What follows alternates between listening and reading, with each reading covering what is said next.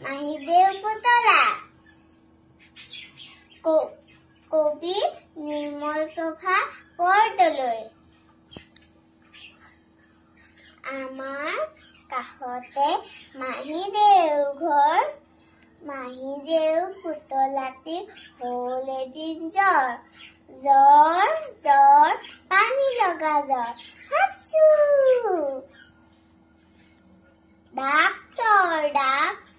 মাহীদেৱে ক'লে ডাক্তৰ আনিবলৈ দাদালৰ দিলে দৌৰ টক টক টক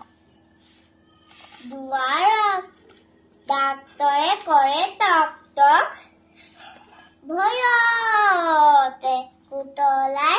কপে ঠক ঠক হয় নাই ডাক্তৰে ক'লে লাহেকৈ পুতলাক বেজী এটি দিলে দৰৱ খালে গাখীৰ খালে